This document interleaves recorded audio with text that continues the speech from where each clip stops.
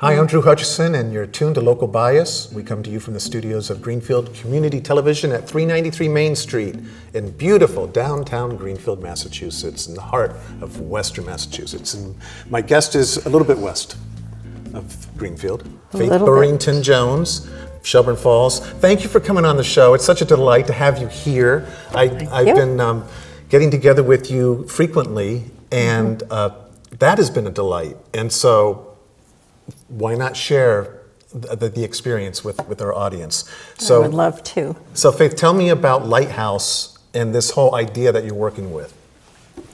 Well, my idea is on the bucket list is to actually share everything that I learned in my life that helped me navigate my life with greater ease and confidence and peace of mind. Because as we all know, life has its way of throwing us punches when we do not expect them. So it would be like illnesses, rejection, abandonment, relationship issues, and of course death. So my big first really big blowout punch was when my father died when I was 24. And that really, even though it was the worst time of my life, it was also the most amazing event that catapulted me into the big question, why are we here? And how do we do this life when people we love this much all of a sudden vanish and we don't know where they went because we're used to their physical bodies? So it sent me on a spiritual path, and I also got very sick. I started to have panic attacks, and all kinds of issues came up because my rock, my lighthouse, was my father, and he was outside of me. And so it set me on a trajectory of learning how to manage my body and my mind, and also got me very curious about the non-physical realm. Like, where did my father go? But didn't you already have this curiosity? Yes, actually, when I was 7 or 8 years old, I remember sitting on the edge of my bed, and I was raised Christian, and my mother had this picture of Jesus, which I don't know if that's really what Jesus looked like, but at any rate, that was the picture up on the wall. And I don't even know why I came to this, but I remember sitting on the edge of the bed looking at that picture for long periods of time, just saying, I'm here to help you. I want to help. I want to be in service of this being my parents called Jesus, who says that this is the light and the truth and the way. And I don't know, I was just innately intrigued with where Jesus was even. Mm-hmm. So what, and when I went to church, there were like pictures on the pamphlet that you would have for a service, and it would have a picture of Jesus up in the clouds with a ray of sun, with children and lambs around him or something like that. Right. And I went, what? So I didn't get it. Right. So I was always questioning this. So when my father died, I was 24, and I didn't really know what I wanted to do, and I decided I would go to acupressure school. Okay. Just because I was sick all the time and Sam McClellan, who was my acupressure teacher, would treat me, and that energy medicine seemed to work best for me because I had a whole childhood of trying allopathic medicine like penicillin and antibiotics. They made me sick and sick and sick, so it just made me look to alternative types of healing. So once again, everything that I have in this book that I wrote or I am in process. I was going to say, you've been in the middle of. Yes. How soon do you think you'll be done with it? Hopefully by 2023. Okay, and it's called? The Lighthouse Effect. The Lighthouse Effect. So yes, so there it is. And that is, the book itself is basically kind of explaining your process. My process, which will open up to my story, and then throughout the book as I'm explaining different skills, techniques, exercises, and ways of practice. There are 12 clients that I've worked with through the years that are going to be in the book describing and explaining their journeys and how I use the Lighthouse Effect modality program to work with them so they can navigate their lives with more confidence and strength, inner strength, and also an alignment with the God of their understanding. Right. Not mine, but theirs. But, as part of this journey, I'm sorry that I actually interrupted you because you were going, you did fine. The acupressure. Yeah. Because ultimately you became a counselor, your master's in counseling psychology that I got through Antioch. And you specialize with addictions and substance abuse? Yes, so it's a master's in counseling psychology with a concentration in substance abuse. And so that also informs your program because Yes. you've been using this program already in your own practice Yes. with your own clients. Yes. And you're seeing there's certain commonalities.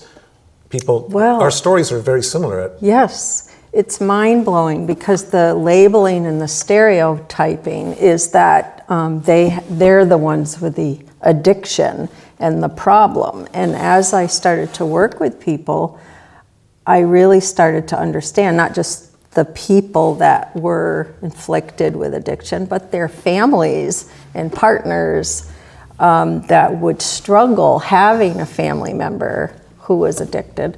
But I started to see how there's actually greater addictions that are not clearly seen or labeled as such. So first is the addiction of itself, that's pretty obvious, like alcohol, drugs, love and sex, gambling, work, any of those. And then when I would sit down with the family members, I would ask them what their addiction is. And they would look at me like, it's like, I'm here to talk about Sam, not me. And I said, well, if Sam has an addiction and you're a family member with Sam, then we need to see what your addiction is. So it puts you on a level playing field. And some people like that idea and others do not. Because they like the dynamic of actually having virtue over someone that That's has a weakness. Right. Makes them feel more empowered. Yet what happens that I find in working with people with addiction is that once they work with me for a while, or anybody that does my type of work, they go back into their family and their families cannot tolerate The new person. that new person has a master's degree in recovery. Mm-hmm. They don't actually get awarded with, although I do try to give them certificates as they complete each module. But it's just really interesting that once a family member has a role that they play, like scapegoat. Everyone wants them to stay in that role. Yes, and actually they need them to, because if they start breaking out of that role, it turns back on themselves. That's very fear-based. It's so, and I'm glad you said that, fear-based, because this is a I was trying to think earlier, what is the main point of what I'm trying to share? And what I'm trying to share is we were all born into a programming that is fear-based.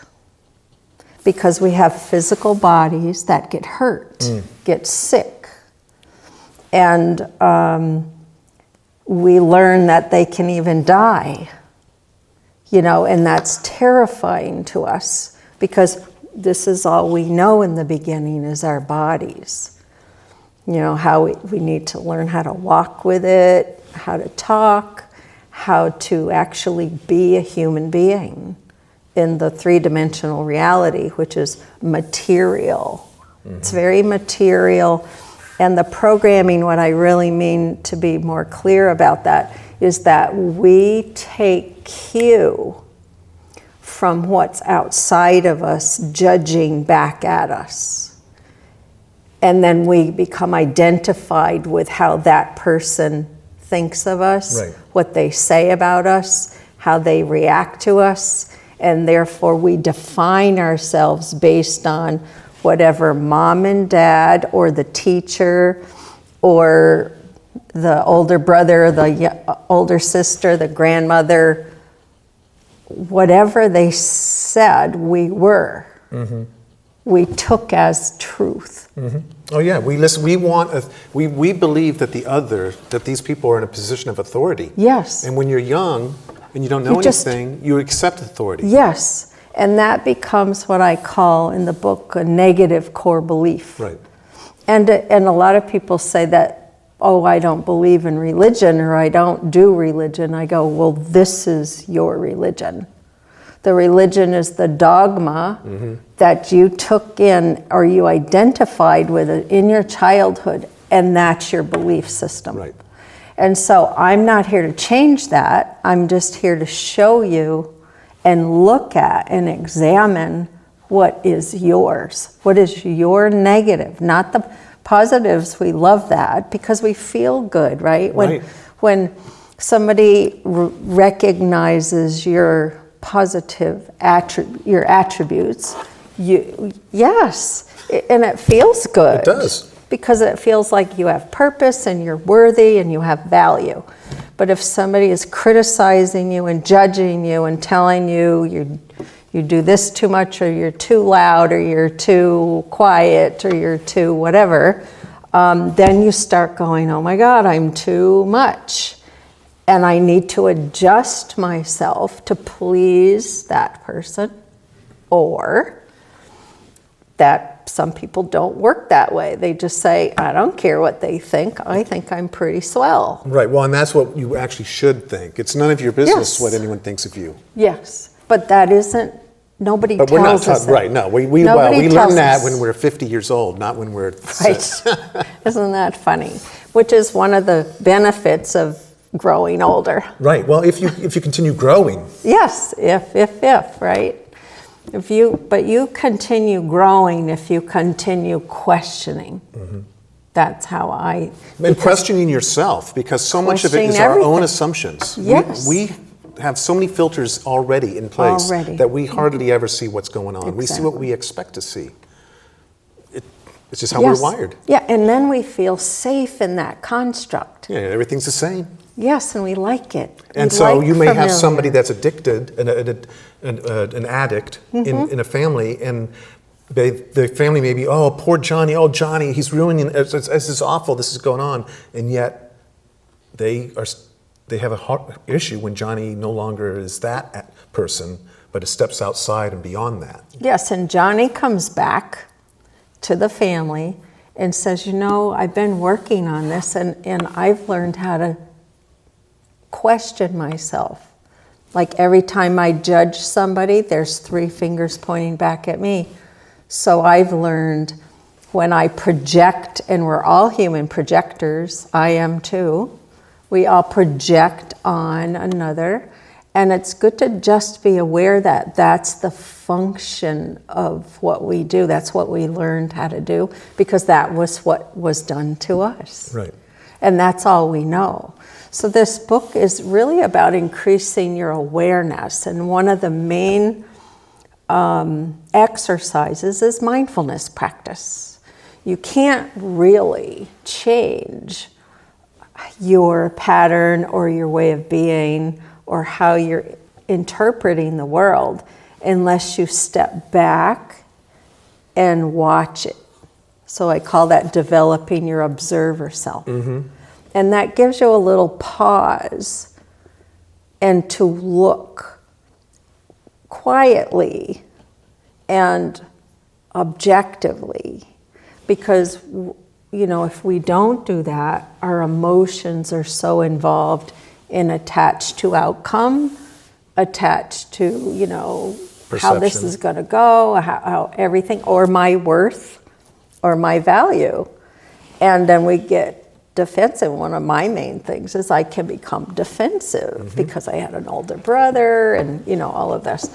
So I try to check that all the time. That's always like a ingrained reaction, which doesn't seem to go away, but because of mindfulness practice and Taekwondo practice. Which is a form of mindfulness. Yes, I learned to take my body and my mind back. Just step back, take a breath. And just that practice alone helps get you a little bit removed from the programming of childhood, a little bit removed by what's happening in front of you, or like the lighthouse effect, I would say, what's happening with out in the stormy sea that is very captivating, pulls your attention, which is, movies and what she's doing or what they're doing and what they're thinking about me or, how I'm being judged right now. Right. All of that, or feelings and emotions are all crashing up against us. And if we don't learn how to step back, which I like this idea of lighthouse, because it's like in a vertical alignment between earth and sky. Or you could say heaven and earth. Okay. Or you could say your feet and your head in alignment with your own sovereignty, your own way of seeing.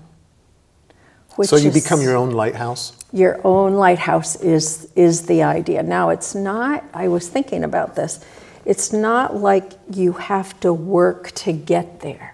Because it's already built in. It's Yes. just about allowing it to be. Yes. And so when I was working with addicts, and I'm an addict too, my addiction is codependency. I was born and raised a really good pleaser girl. To keep me safe, I'm going to make sure everybody's well fed and well entertained and well taken care of. And then I'll be okay. Right. So I had a lot of learning to do, So this whole thing, when my father died, turned me completely upside down. And that being completely taken down, which is a term you learn in Taekwondo, a takedown is when you take somebody down literally with their body. I was taken down emotionally. I had my lighthouse, which when I was out, lost at sea and needing help, I could go to Dad. And he was the provider, the entertainer, where I got fed and I got sheltered and made to feel safe. And now he's gone. So it left me an emotional wreck, basically. And my first way to come back was to learn Taekwondo, to learn martial arts, because my heart was racing. I went to the cardiologist checking because I had panic attacks. And he said, actually, you do have a mitral valve prolapse, and once in a while you will have panic attacks. But this death of your father's perpetuated that. So the best thing you can do is to be do something that's physically demanding. So because I would feel my heart skip beats a lot, I decided I'm going to work my heart really hard. So that's what gave me the idea of doing martial arts, because I needed to feel, even though my heart wasn't working correctly, I needed to feel like my body was safe and strong, regardless of the imperfection. Right. So that really was when I started to gain self-mastery over this defect. Right.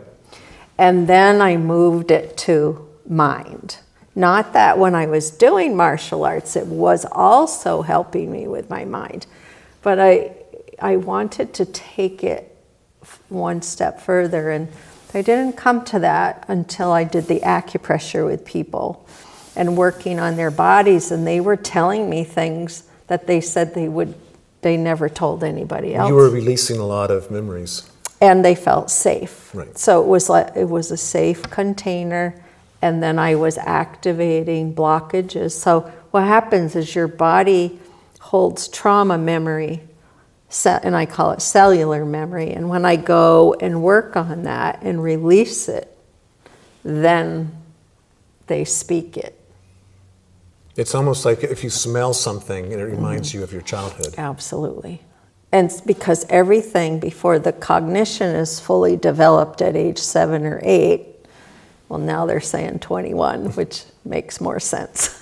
But in the beginning, the cognitive development, 7 or 8, all of those years, including in utero, we're taking in information through our sensory perception with our 5 senses.